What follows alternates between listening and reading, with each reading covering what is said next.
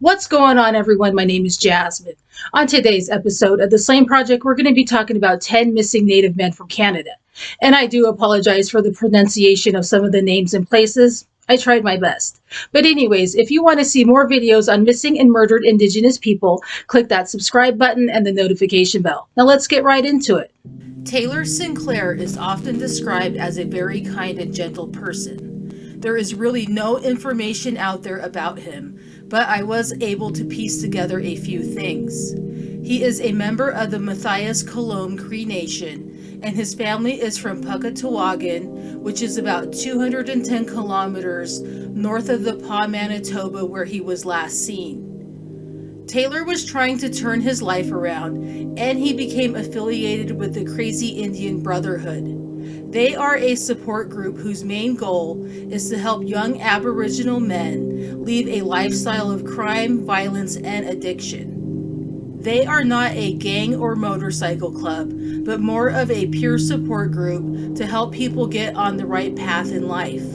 The group has members across Canada and into the United States. Taylor was last seen in the Pas on June 29, 2022, and he was walking towards the Grace Lake Airport. It was never specified if he was actually going to the airport or what he was doing in the area. He was wearing all black or green when he was last seen. When it was realized that no one had seen him for some time, he was reported missing on August 5, 2022. The RCMP has said there have been sightings of him in Brandon, Manitoba, and other areas, but none of these sightings have ever been confirmed. They have never said if his disappearance is suspicious, which is common in these cases, but anything is possible because we simply do not know what has happened to him. The area he disappeared from has a history of violence against Indigenous people. The most notable case was in 1971. 19-year-old Helen Betty Osborne moved to the Pas from Norway House Cree Nation to attend school. She was kidnapped and murdered by 4 Caucasian males who were out to target a Native woman. Several people in town knew who had murdered her, and the police investigation failed to make any progress. It would take 16 years for a conviction to take place. Many believe this was because the townspeople and police thought her life and death didn't matter, and that they thought she was to blame for what had happened to her. An inquiry held about her case concluded that her death was fueled by hate, racism, and sexism. Taylor Sinclair uses the nickname Little Man. He is 5 feet 6 inches tall and about 175 pounds at the time he disappeared. He has several tattoos, including a star blanket design on his face and the Crazy Indian Brotherhood logo on his hand. It disturbs me that no credible sightings of him have manifested because his tattoos are very distinctive. Please reach out to the Pas RCMP at 204-627-6204 with any information. Draper Jim was born on December 7, 1978, and he was 27 years old when he was last seen on the Saulteaux First Nation near Cochin, Saskatchewan. Reports say that on February 21, 2006, Draper was working at the Maple Leaf Food Plant located at 99 Canola Avenue in North Battleford, Saskatchewan. This was a meat processing plant at the time where bacon was produced, and it has since closed its doors since 2013. Draper went home sick that day at 4 a.m. and caught a taxi. He was dropped off between 4:30 and 5:30 a.m. at the White Buffalo convenience store, which was about 30 miles away from his work and just outside the city of Cochin. He was observed on camera purchasing a coffee and using the restroom before he left. Draper is originally from the Wichican Lake First Nation, which is about 90 kilometers away from the Saulteaux First Nation, where he was last seen. Most reports say that he was on his way back to Wichican, and I am unsure if that is where he was currently living at the time. One of his aunts has said that around the time he disappeared, he wanted to consult with a medicine man because he wanted to be treated for schizophrenia. This condition is well maintained when medication is administered on a regular basis, but his aunt said that Draper did not like taking his medication. It was never stated, but he could have been possibly hitchhiking. Draper never made it to Wichita and was never seen alive again. Draper is described as a nice and caring person who loved his family.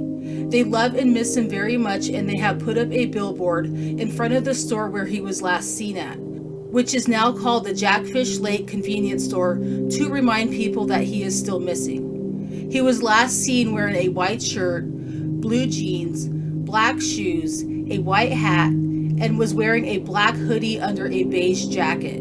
He has a yin-yang tattoo on his right upper arm and a scar on his left lower lip. He is 6 feet 1 inches tall and weighed about 150 pounds when he was last seen. His missing persons posters say that his head was shaved bald at the time he disappeared.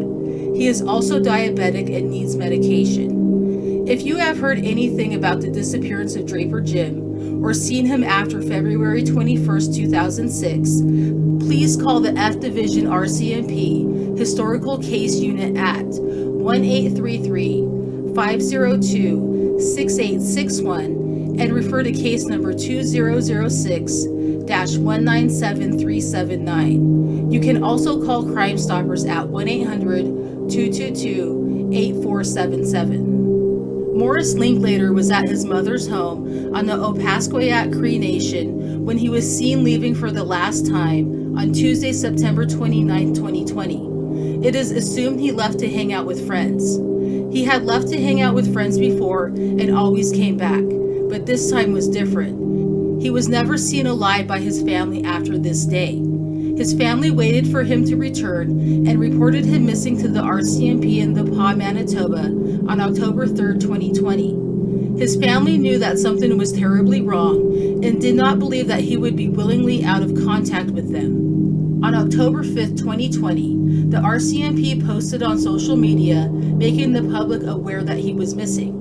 During the investigation into Morris's disappearance, witnesses said that they seen Morris on a railway bridge near a funeral home in the Paw around 2 a.m. on Wednesday, September 30th. The witnesses also said that he was intoxicated. The RCMP searched the Saskatchewan River for any sign of Morris. They found his chute about 5 kilometers downriver from where he was last seen. The RCMP has stated that they think he is in the water and they do not believe that foul play was involved. However, his family thinks otherwise. They have heard numerous rumors of what may have happened to Morris, and at least 2 different people have bragged about killing him. This has been reported to the RCMP, and there was no actual evidence that they harmed Morris, so nothing ever transpired from this. Some of Morris's family members believe that he was pushed off the bridge the last night he was known to be alive, and they continue to push for answers and to find his body. Morris had just celebrated his 18th birthday 4 days before he disappeared. He was last seen wearing a red baseball cap and a green jacket. He is 5 feet 7 inches tall and weighed about 115 pounds when he was last seen. Please reach out to the PA RCMP at 204-627-6200 with any information. You can also follow the Facebook page.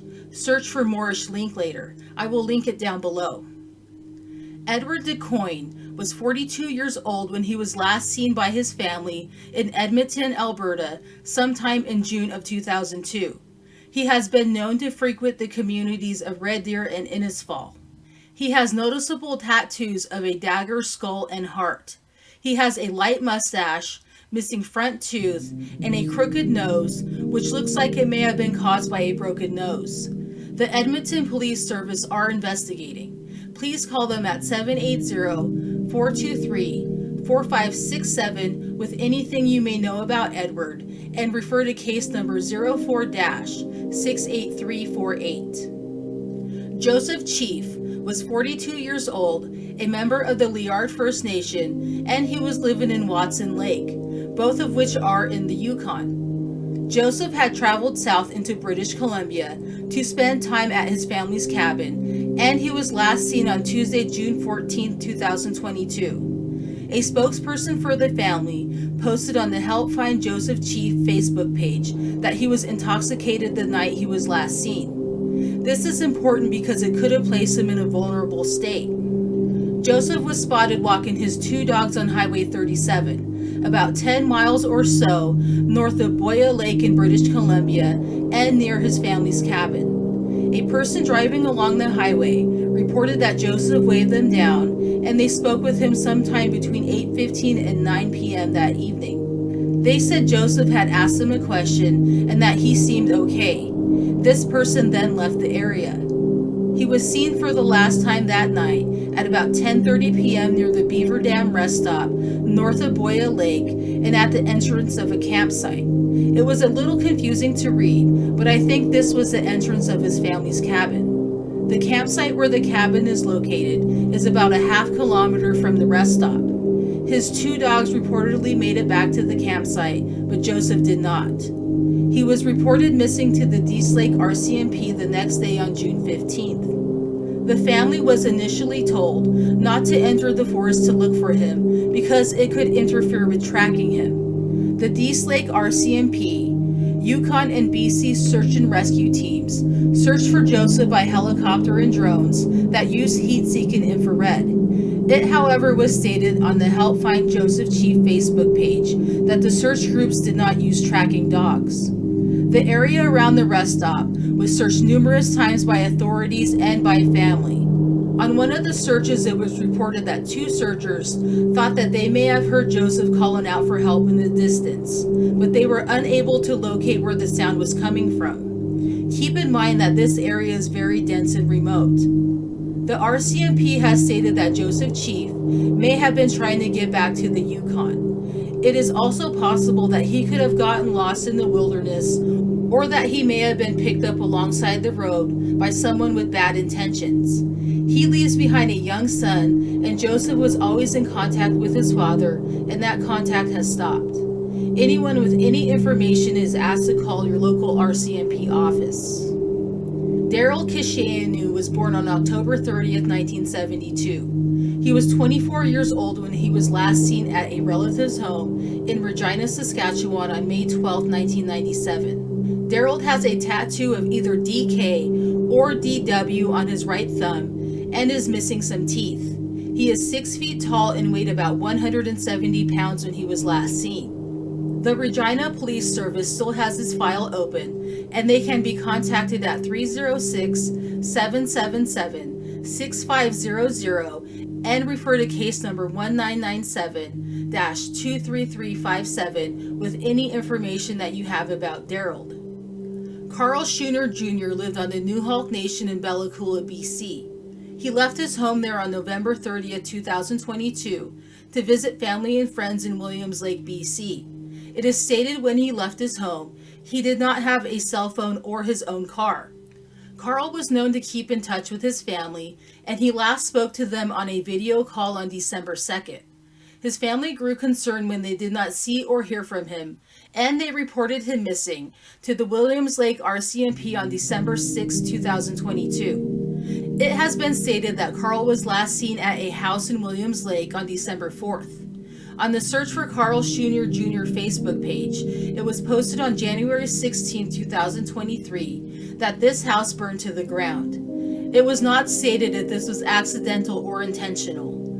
Carl was 30 years old, was 6 feet tall, and weighed about 160 pounds when he was last seen. He was last known to be wearing a black hoodie, and he has a tattoo of the name of his daughter Rosa, R-O-S-A, on his right forearm. The Williams Lake RCMP is in charge of his case, and they can be reached at 250-392-6211 and refer to case number 2022-9721 with any information. Anthony Janvier was born on December 30th, 1975. He was 22 years old when he was last seen in Cold Lake, Alberta, leaving the courthouse on April 8th, 1998. Anthony lived a transient lifestyle, which caused a delay in reporting him missing. After years of no contact, his mother filed a missing persons report on February 7, 2002. Anthony is 6 feet 1 inches tall and weighed about 180 pounds when he was last seen. The Cold Lake RCMP detachment can be contacted at 780-594-3301 if you have any information. Please refer to case number 2002-9721 Dwayne Ross was born on March 26, 1985, and he grew up on the God's Lake First Nation in northern Manitoba. He liked poetry, playing video games, and the guitar. When children of the remote north enter high school, they often must leave their home communities to seek higher education. This can be a severe disadvantage to the First Nations youth who have to make this journey. They are often vulnerable living in large communities and cities. Many parents fear sending their children off because some do not come back. Dwayne moved to Thompson, Manitoba to continue his education. On October 1, 2003, Dwayne and his cousin attended a drinking party on Queens Bay Street near downtown Thompson. The pair left the party and walked through a wooded area to get home. Dwayne's cousin said that Dwayne was walking ahead of him in the bushes when he lost sight of him. Dwayne never made it home that night and he was never seen alive again. A family member reported him missing on October 3rd. There were numerous sightings of him in the days after he disappeared, but these were unconfirmed because nobody actually spoke to him. Dwayne was 18 years old when he disappeared. He was 5 feet 9 inches tall and weighed about 175 pounds when he was last seen. He was last known to be wearing a blue sweatshirt with the number 30 in red letters, blue pants, and brown shoes. In an article posted on October 18, 2003, the RCMP stated that they thought Dwayne may have gone to Winnipeg. Their reasoning for this was not explained. Please contact the Thompson RCMP with any information at 204-983-5461 and refer to case number 2003-13279. Miguel Mack was 24 years old and lived in Merritt, BC. He was doing good. He had been sober for a while, had a woman he loved, and they had a baby girl on the way. He was already a father to a 3-year-old son from a prior relationship, and he was excited for the birth of his new baby. On Monday, February 27, 2023, Miguel left to hang out with friends. Miguel was close with his mom, Marcella, so she noticed almost immediately that something was not right. She noticed that Miguel had not been seen on social media like he usually was. She called his girlfriend and she also had not heard from him.